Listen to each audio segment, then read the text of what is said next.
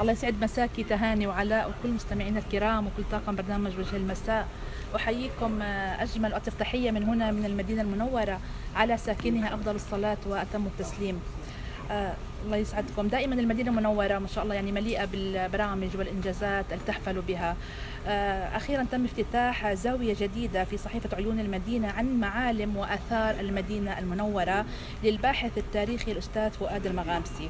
الأستاذ فؤاد المغامسي معنا اليوم ليحدثنا عن هذه الزاوية وإيش بتضيف للقارئ ولكل من يقرأ هذه الزاوية المميزة. الله يسعد أيامك أستاذ فؤاد، وسعيدة جدا أن تكون معنا لهذا اليوم. أهلا ومرحبا بكم، وإتاحة الفرصة في الحديث عن هذه الزاوية الثقافية التي تهتم بمحور الصور التاريخية للمدينة المنورة. نعم، بدنا نحدثنا عن هذه الزاوية وإيش أهدافها؟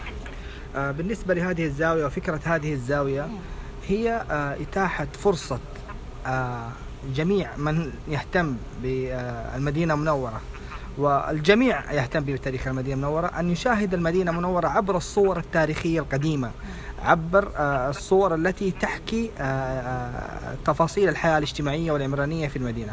فمن المعلوم أن المدينة المنورة تعتبر من أول المدن في الجزيرة العربية التي استهدفها الرحالة المستشرقون بالتصوير منذ اختراع آلة التصوير عام 1839 ميلادي.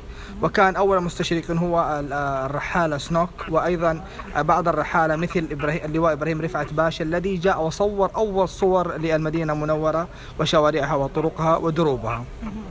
يعني جميل جدا يعني التعرف على معالم وآثار المدينة المنورة من خلال الصور وأيضا يعني المعلومات الجميلة.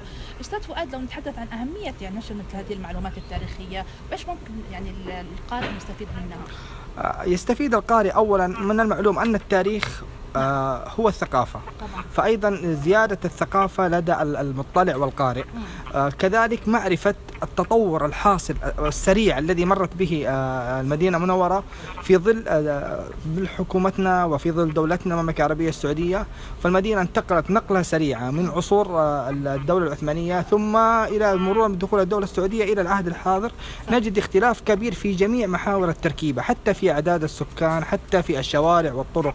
فالمدينة المنورة كانت قرى، قبة كانت قرية، العوالي قرية، قربان قرية، ولكن الآن هذه القرى أصبحت الآن أحياء داخل المدينة المنورة، وهدمت سور ودمجت هذه الأحياء في المدينة. هذه المعلومة الجيل الجديد لا يعيها، ولكن بالصورة يستوعبها كيف كانت المدينة عبارة عن قرى ثم أصبحت أحياء.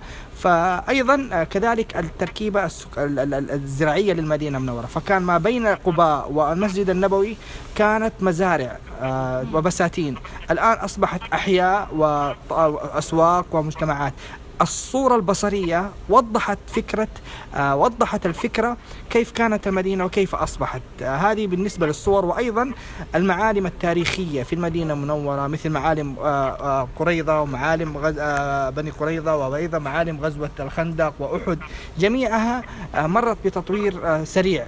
تمام. فهذه الصور كذلك تشرح هذه المعالم التاريخية، سواء المعالم التاريخية الجغرافية أو المعالم التاريخية الطبيعية للمدينة المنورة أو البشرية في المدينة المنورة. رائع ما شاء الله. طبعا لما تكون في الصور بتكون يعني ترسخ في الذاكرة بشكل أكبر. أستاذ، إيش هي أبرز المواضيع اللي تم طرحها لحد الآن؟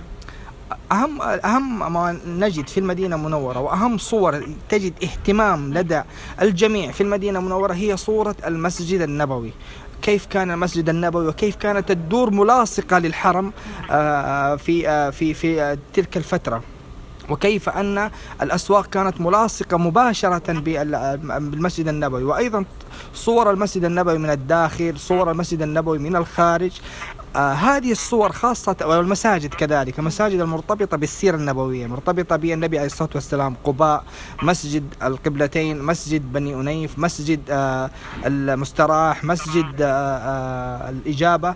هذه المساجد تجد اهتمام لدى الناس في من ناحية الصورة، كيف كانت هذه المساجد وكيف أصبحت الآن.